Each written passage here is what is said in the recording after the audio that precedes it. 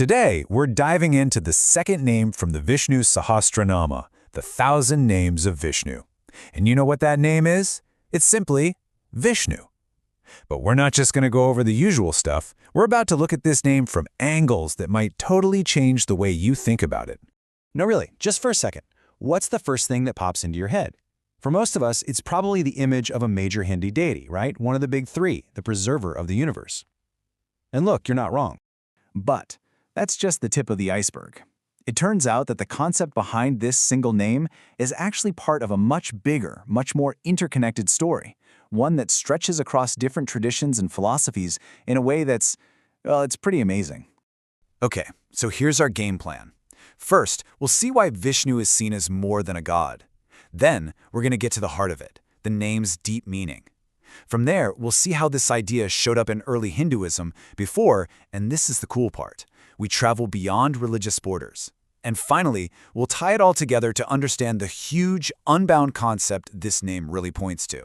So let's start here. Even just within Hinduism, the idea of Vishnu isn't this single, solid thing. You've got different schools of thought that see his purpose in really distinct ways. And that alone kind of sets the stage for how complex and rich this is all going to get.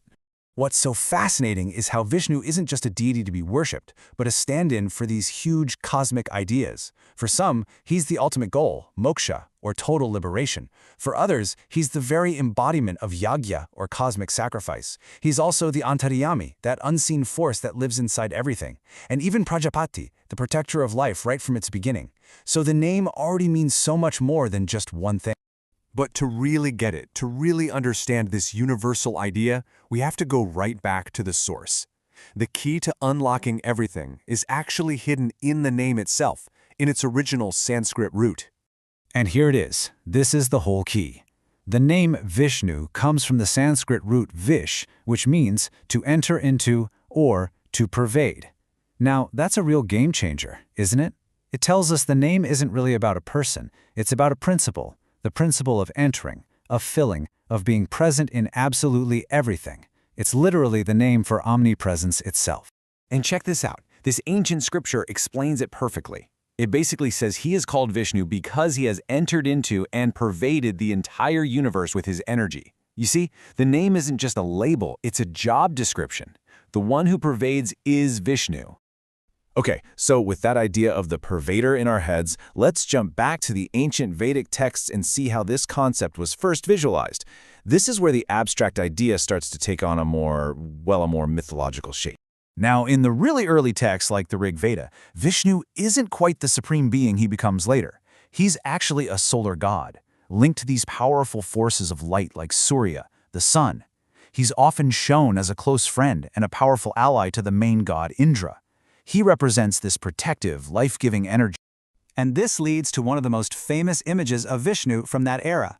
He's the one who measures out the entire cosmos in just 3 gigantic steps.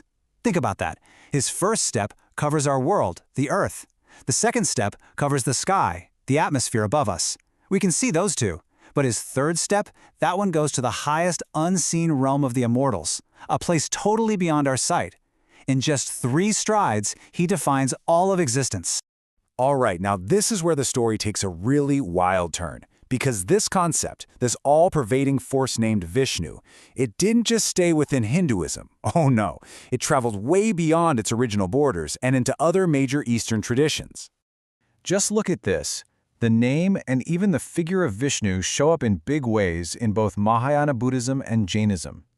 In some Buddhist texts, he's a cosmic creator. In Jainism, he's a type of recurring hero called a Vasudeva. The exact role changes, sure, but the name, the core idea, it's there. It's shared. This is just incredible. You've got a Buddhist text from the 2nd century, and it's describing Vishnu in a way that sounds almost exactly like the Hindu Puranas. It talks about Wei Myo, that's Vishnu, resting on the cosmic ocean, with 1,000 heads and 2,000 arms. It shows you this deep ancient conversation happening between these traditions. And in Jainism, it's just as fascinating. He's not the supreme god, but he is a crucial piece of their cosmic puzzle. In every single cycle of time, he appears as one of 9 heroic figures, a Vasudeva, who is destined to restore balance by defeating an anti-hero. His presence is literally woven into their cosmology.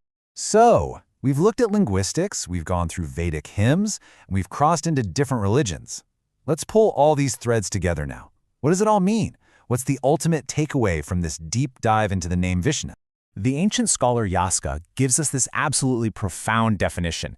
He says, that which is free from fetters of bondage is Vishnu. Whoa! Suddenly, Vishnu isn't a person anymore. It's a state of being. It's the ultimate unbound reality, a freedom so total that it can pervade everything without being trapped by anything. And that's the final synthesis. The name Vishnu is pointing us toward a reality that is fundamentally, absolutely unlimited. It's that omnipresent, all-pervading force that isn't contained by physical space, isn't bound by the flow of time, and isn't defined by any single substance, because it enters into and sustains them all. It's a universal name for a truly universal concept. So a name we all thought we knew turned out to be a key, unlocking a concept that crossed cultures and philosophies for centuries. It really makes you wonder, doesn't it? How many other ancient ideas just like this are hiding in plain sight, just waiting for us to look a little closer?